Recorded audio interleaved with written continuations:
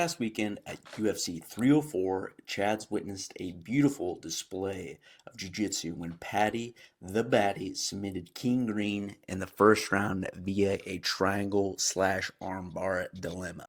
King Green did something extremely out of character and dove for Paddy's legs. Paddy isn't silly and he jumps for the freaking gilly, and in the process gets one of his legs above King Green's arms.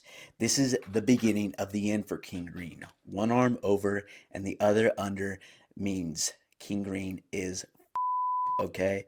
Paddy works his feet up to the high guard beautifully and transitions to a triangle. Scoops the far leg to get a better angle on the triangle and in order not to get slammed and TKO'd by King Green. He brings the arm over for the beautiful triangle armbar dilemma. This dilemma would make John Donner's nipples visibly hard through his rash guard, okay? King Green is done for, but he decides, hey, I'd rather take a nap and get my snapped before I tap. And that's whatever. Not only did he lose the fight, but he's not going to be out a couple months due to this devastating arm injury, okay? Chads, I'm going to be quite honest with you. I have not paid much attention to this Liverpool fellow until this fight, okay? I was surprised by his amazing jiu-jitsu and decided to dive deeper and watch some more of his fights, okay? This, I was surprised, was not the only fight where he showed some excellent BJJ skills, all right?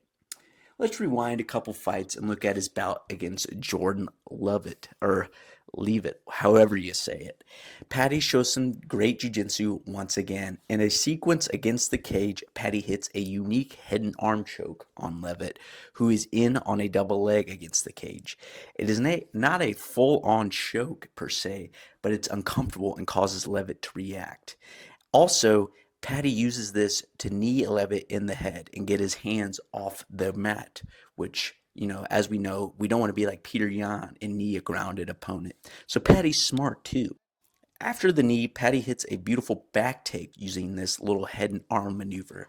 While taking the back, he traps one of Levitt's arms on the way down. This is a sixth sense for some excellent BJJ, okay?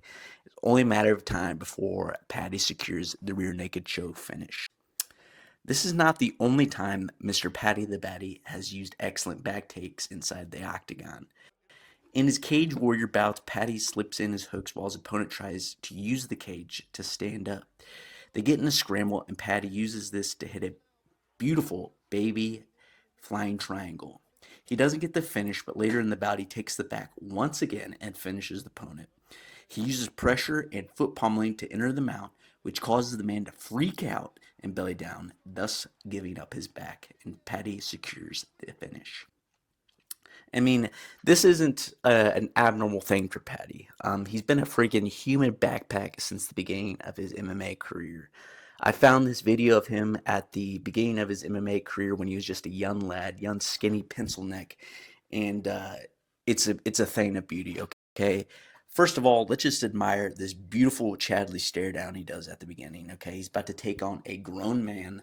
Most teenagers would probably be crapping their pants, but not Paddy the Baddy. He is just staring at the man with the most bored, expressionless look on his face, okay? He's just staring this man down. Fight starts. Man goes for a double leg to overpower Paddy. Paddy says, "Get off, I'm taking you down." He body surfs the man against the cage, and the guy tries to horse him over.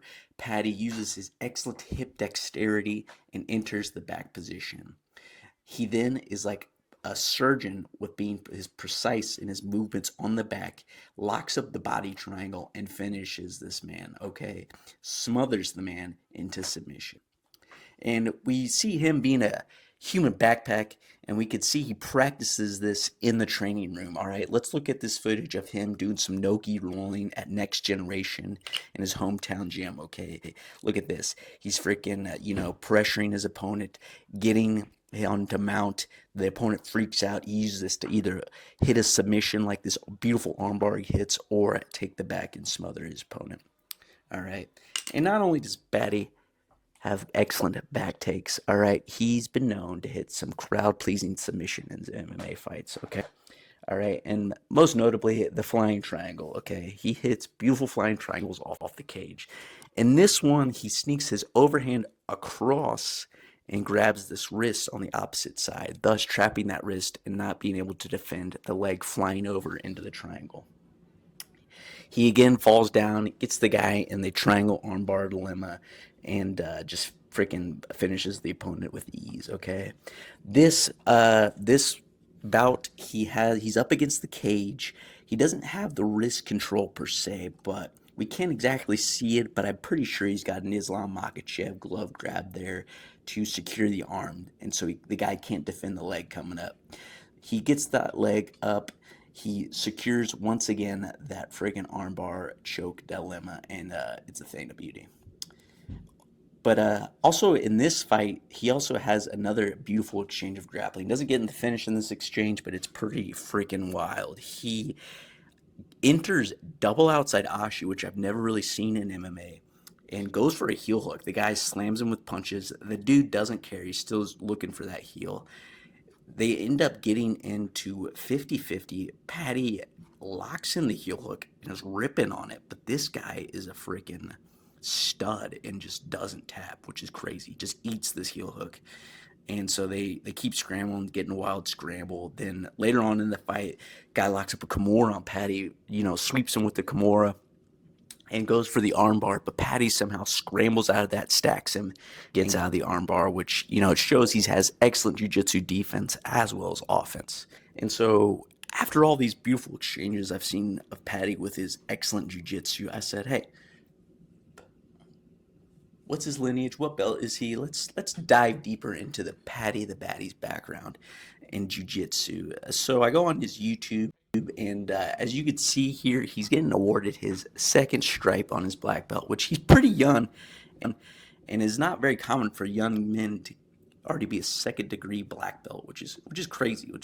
This is awarded to him by his coach Paul Rimmer, who got his black belt under Chris Brennan. And if you don't know Chris Brennan, he's the West Side Strangler, one of the OGs of no-gi, and he's legit, man. He is a legit grappler. He fought in the 2007 ADCC against Marcelo Garcia, which Marcelo Garcia is one of the greatest of all time.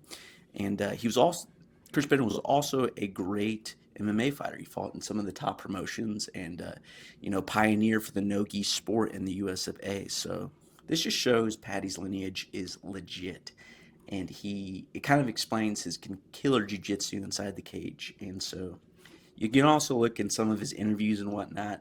He started training at an MMA gym. He doesn't have like a jiu-jitsu focused background or a wrestling background per se. He just started training MMA, and jiu-jitsu was one of the first things he trained. And he said it himself. He was a very small lad, and he had to work off the bottom. And jiu-jitsu gives that smaller person some submission, some defense to hit, some offense to generate off the kind of a bad position. And so that also probably plays into why his jiu-jitsu and triangles and flying subs are awesome too. So, anywho, if you like this video, give it a like, subscribe for more content, more jiu-jitsu content, and I'll see you later, Chads.